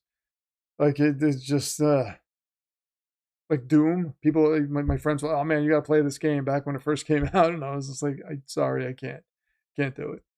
I love that 3 YouTubers have made movies this year that have destroyed Hollywood in every way. Yes, I mean it's beautiful, and they have basically reinvigorated. Not that it needed to be reinvigorated, but horror has been. This is different horror. Like I think I don't know if you've seen Shane Giggles. I don't know if you've seen what's the movie? Obsession. I don't know if you've seen Obsession. Obsession was really good, and I feel like that's a movie that I am going to watch. Like that's got rewatchability for me. I'm gonna. To me, that's as rewatchable as Halloween, and Halloween's one of my favorite movies. I think I'm just gonna rewatch that movie when it comes out. It's not gonna come out for a while on digital, because it's doing so well in the movie theater. So there's no reason to. But people were talking about movie theaters being dead, and then you get these YouTubers that show up and they're throwing out horror movies that everybody's going to see. So, yeah, it's just like it's incredible. But Obsession, man, I'm telling you, that's a movie. I'm probably even going to own a physical copy. I don't own a lot of physical copies. I want to. That's a movie I'm likely going to own a physical copy of. Horror is best when it's poor. Thanks for looking up 4chan. Yeah, no problem. I needed to know what it was too. Always happy to get information so that I can make sure I'm giving you guys the best information. Horror is best when it's poor. Well, yeah, like a lot of horror, like I was talking about before with the new Evil Dead movie. I think there's another Insidious movie coming out. A lot of it looks the same. A lot of it is like the same scares. Like it's, they're walking down a dark thing, and then there's like some white-faced monster that's like behind them, with going, and that's so like a regular jump scare, which is fine. Those movies are fun, but I mean, these are different. Like Obsession was different, and the next movie he's coming out about the ghost hunters. It's got Aaron, let's say Aaron Boone. He's not going to be in it. Aaron Paul of Breaking Bad fame, Jesse Pinkman, is going to be in it. It's going to be about ghosts. He's going to explain something that happens in Obsession. I'm not going to give that away. That's going to be answered in this movie. Like what happens to so-and-so is going to be explained in this movie because it's going to be in the same universe. I love that. So, it's going to be about ghost hunters they're ghost hunters, but I think they kind of set up situations where they have to get called. So they're like kind of shady, but then they encounter like a real entity. And that seems really cool. What was the movie? There was a British movie that was kind of like, I want to say, oh man, I can't think of that movie now. Wait a minute. What is the British horror movie? Television horror movie news. Let's see. That should get it now. There was a British movie that was released. So it was almost like a War of the World situation where they released this thing like it, and it was like the actors of the people who were the actors in the movie. This was in the 80s, I think. I think it was the 90s. The actors in the movie were actual people like from this news station that the fans were familiar with. So, or the viewership was familiar with, I should say. So they set up this whole thing where it was like they were going to the house for this ghost hunt sort of deal. And they were making a movie that was kind of like a documentary, but it was a movie. And it freaked people out, apparently. They were calling the station. I want to find what the name of it is. Damn it. Let me see. Horror movie from the UK that took place in a news station. Let's see if that gets me the Ghost Watch. That's it. It was called Ghost Watch. So the story is formulated as an investigating documentary. People have said that this movie is, I have never seen it. I want to check it out. They've said that this movie is really scary. From 1992. It features real BBC News and documentary anchors covering an on-air site live paranormal investigation at a home in suburban North London that is being terrorized by an entity called Pipes. As the broadcast progresses, the evil entity manipulates the television signal and the studio itself, plunging the news anchors into a terrifying nationwide supernatural crisis. Now, this aired live, and people were calling the station because they were terrified. They just aired it like it was a regular broadcast. Just like War of the Worlds. And I've seen people talk about, like, people have just discovered it recently, and like, this movie was actually scary. This was actually freaky. It was, I guess, kind of like that. I'm trying to remember the one that came out with the girl and the guy, the demon living in the house, and they were filming everything. I can't remember what it was called. I haven't seen Project Hail Mary yet. No, I have not. I want horror. I want more horror based off of different mythological beings and creatures. Yeah, that would be cool. That would be cool. Did you see There's Something in the Barn? That was actually a fun movie. There's Something in the Barn. That's mythological creature horror, Christmas horror. Not like scary, but it was pretty good. It was entertaining, and it's got a cool Christmas vibe. It takes place, I think in Iceland. The Last Exorcism. I don't think I saw The Last Exorcism. I'm not a big fan of like exorcism type movies. Like The Exorcist, yeah. But I feel like everyone that's come out after that has kind of tried to keep up with that and isn't as good as that. And it's kind of like you go through the same thing where, some demon possesses somebody, they're in a bed somewhere, and they're just telling the priest, saying all these nasty things to the priest about their mother. Like stuff like that. It just happens over and over again. And how much of that are you going to do? But yeah, not The Last Exorcism. What was it? Ghost Watch. Yeah, the groundbreaking UK horror production is Ghost Watch. I have to see that. That's one that's on my list to check out. There's another one that I came across the other day that I want to check out that I haven't heard. It's called The Rental. So now they have like all these subgenres. Then this is Airbnb horror.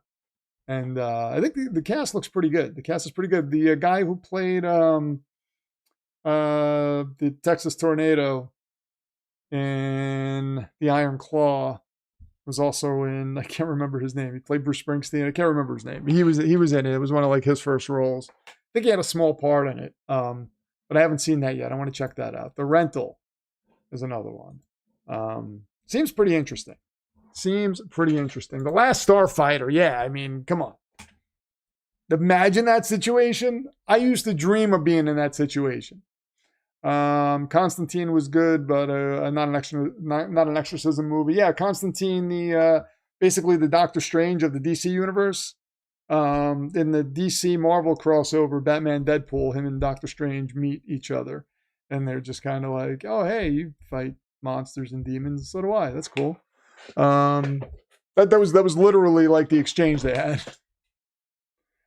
These Exorcist movies have gone too far. They need to know when to stop. Yeah, and then they still make money. People love seeing these movies, and they'll just keep going. It's like if they put out another Halloween movie, I'm going to go see it. I might not see it in the theater. I'll probably see it. It depends on the preview. I mean, Halloween Ends really ticked me off. And what's really getting under my skin now with Halloween Ends is people are trying to make it, because, there was a lot of criticism for Halloween 3 Season of the Witch when it came out, which you guys know is one of my favorite horror movies ever. A lot of criticism because it didn't feature Michael Myers. People at the time, there was a different time. You couldn't go on the internet. There was no internet. It was basically, you would just see a movie poster or whatever, and you knew what Halloween was. You knew who Michael Myers was. You saw something. Oh, Halloween 3 is coming out. I assume Michael Myers is going to be in this. So you couldn't get information as easily. It wasn't as easily accessible. And if you happened to come across the preview, you might not have been paying attention, or you might have thought, okay, well, Michael Myers just wasn't in this preview. He has to be in the movie because it's a Halloween movie. So people were upset when they saw the movie and there was no Michael Myers, except for the couple of times when, the good doctor was happened to have a TV on in front of him. One of them was in a bar, and a Halloween commercial came on TV for the premiere of it on TV or something. And then again, when he was captured and sitting there and they had a TV on it, the movie was actually playing. But that was it. It was all you saw Michael Myers. So what people are trying to do now is link Halloween 3 Season of the Witch to Halloween Ends. Like, well, that was the third movie of that trilogy, and people didn't like Halloween 3 Season of the Witch when it first came out either. But the difference is they didn't like it for a very different reason. They didn't like it because Halloween 3 Season of the Witch was expected to be a Michael Myers movie. And they didn't have really any way of knowing it wouldn't be unless they sought out the information. It wasn't going to be delivered to them. This movie was just bad. Halloween 3 Season of the Witch had a great premise. I mean, a witch who wants to kill all the kids in the world as a joke. I mean, come on. Talk about a terrifying, like, it's just John Carpenter at his best. Halloween 3, Halloween Ends. I don't know what the hell that was supposed to be. But people are talking about it in a good light now, like as if enough time has passed and we just didn't know that it was a good movie. No, it was a bad movie. Bad movie. Michael Myers was in it. You nerfed him worse than they nerfed the Hulk in Avengers. He was worse than Professor Hulk. I will always compare that. I would rather have Professor Hulk facing off against Thanos than whatever Michael Myers version we got in Halloween Ends. Any day of the week. Garbage. Absolute garbage.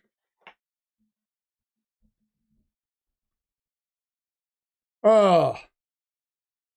I wouldn't mind seeing a Halloween anime. I'd be down with that. I would not. I would be down with that. Why did the Knicks get to the finals to show the Jets it was possible? And the same man, Father Dismas, how are you doing? Same man who uncursed the Knicks also uncursed the Jets. So what do you think is going to happen? It's coming. And when it happens 3 years from now, I want everybody to remember I was here talking about it. And we could revisit these streams because they are there right on my live stream. Just my live stream category on my channel. We all know the issue was it was just called Halloween 3 Season of the Witch and not just Halloween Season of the Witch. I don't think the 3 would have mattered. Removing the 3 would have mattered.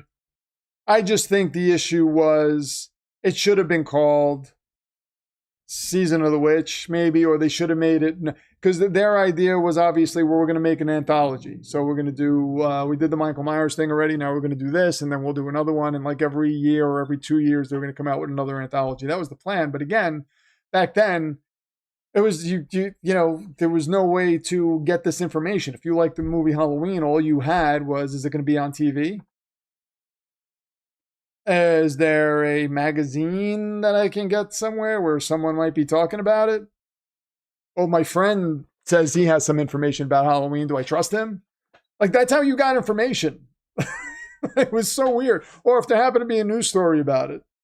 But who was back then, like, they were scared of Dungeons and Dragons back then. They weren't going to feature Halloween on the news unless it was like, oh, a slasher took over the box office this week or whatever. They might not even have said that because they didn't want to encourage people going to see stuff like that. They thought you were weird if you listen to Iron Maiden. Like, it was a very different time. There were news stories about Dungeons and Dragons, and they were like parents putting together groups to stop Dungeons and Dragons. Could you imagine that? I lived through that. Like, your parents would sit you down and have a conversation with you. Like, do you know what you're getting into? Yeah, it's a game with dice. It's cool. It's not a big deal. Fangoria. Yeah, was Fangoria around back at that time? When did Fangoria come out? I got to look that up. When was Fangoria released? There were a lot of horror magazines. When was Fangoria was released?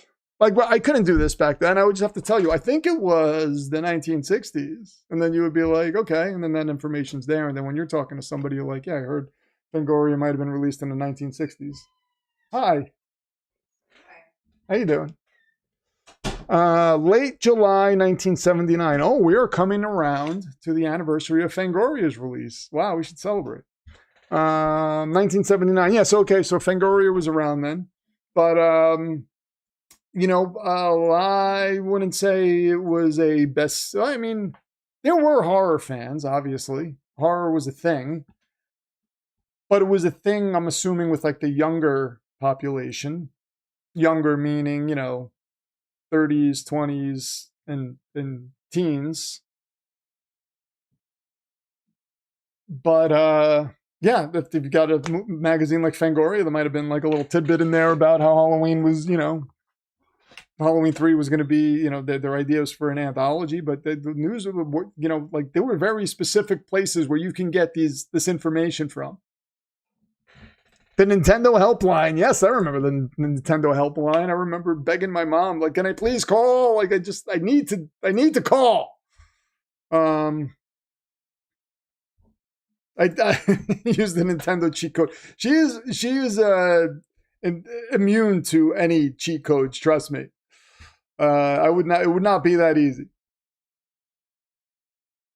All great things started in 79. I'm wondering if Soldier was born in 79. That's probably right. I remember one video game got a lot of press in the late 80s because it had a cartoonish beheading. Barbarian, for the curious.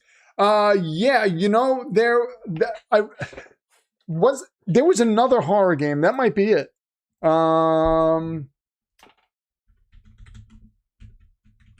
That might be it. I'm just going to look up.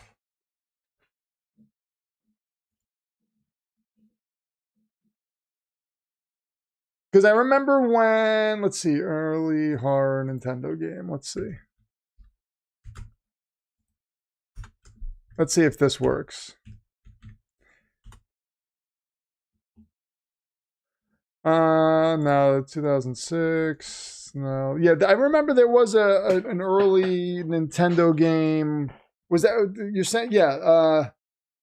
That was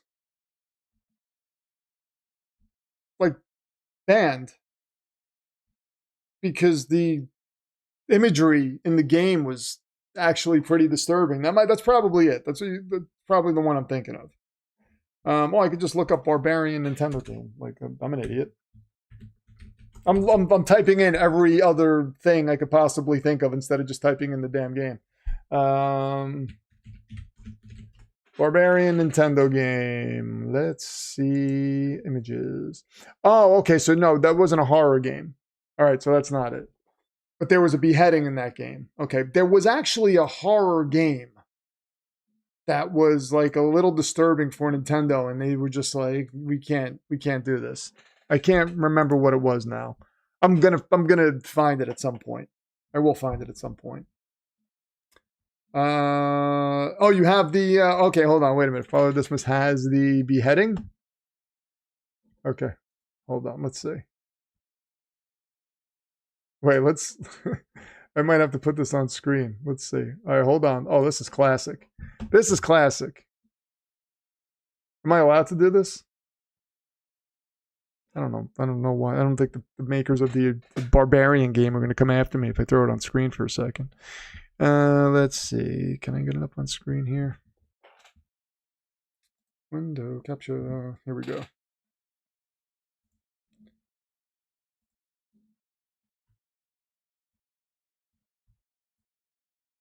Okay, hold on. Here it is, Barbarian. All right.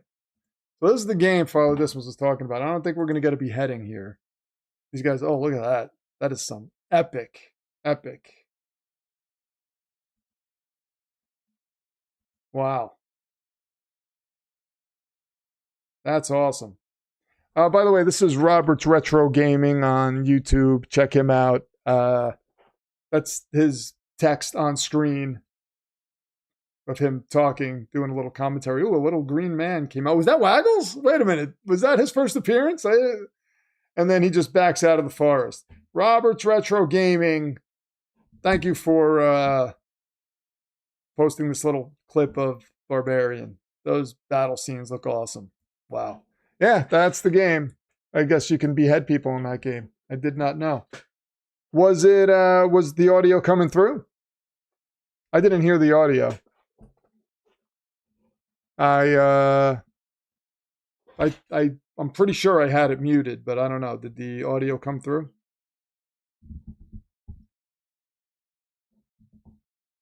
Oh, it might have come through. Well, even if it did come through, I gave him credit anyway. So, most horror was Universal Monsters before Halloween. Yeah, and the Hammer films, right? It was muted. Okay. The Hammer films, which I wasn't a fan of. We've talked about the Universal monsters. I think they're okay. I think they're cool. They're classic. I was never scared of them. I loved Abbott and Costello meets Frankenstein, like that. But wasn't a fan of the Hammer movies. I really like what got me into horror was the stuff that my cousins watched, and that was like the slashers, like the Texas Chainsaw Massacre and Halloween and stuff like that. The stuff that was in the video store that was like 70s and beyond. And that's what really got me into horror. Evil Dead, stuff like that. All right, guys, we've been here for 2 hours. Demonverse After Dark, another successful edition. Thank you very much to Ashley, your stream's Universal Champion and Television Champion. Thank you to Rowdy Eggplant, who also contributed to the stream. I really appreciate it. Thank you to everybody who joined, liked. If any of you subscribed and weren't subscribers before, thank you also. We'll be back next Thursday for another episode of Demonverse After Dark, where we will talk all things, everything, whatever we want to talk about, like we always do. Football is right around the corner, ladies and gentlemen. The hills have eyes, says Tim Daniel. He knows the hills have eyes. He sees them. They're staring right back at him. Yeah, we will be back, Demonverse After Dark, next Thursday. Maybe before. We'll see if I can. But keep an eye out for more content. More content is coming your way. Working on some long-form content. Hopefully I'll have that up sooner rather than later. It's going to be a dedicated episode, not a compilation, not a bunch of NFL highs mixed in with a bunch of clips. It's going to be an actual video. So very excited about that. I think you guys are going to enjoy the topic. I'm going to save that until it's about to be released. So take care, soldier. Keep Australia warm for us. Keep an eye on those spiders. They're giant. But once again, thank you to Ashley. Thank you to Rowdy Eggplant. Thank you to every single person who joined, liked, and supports the Demonverse. I really appreciate you guys. Check me out on Patreon. You can support the Demonverse for as little as $1. I'm going to be doing more stuff on Patreon too. Soon, I'm going to be doing another Breakfast with the Demon, where I get to cook breakfast and talk to you guys. Only on Patreon for the upper tier patrons. For Lorraine, for PFA, for Lucas and Astro, for the streams, Universal Champion Ashley Atchison. I am Rich Jodice.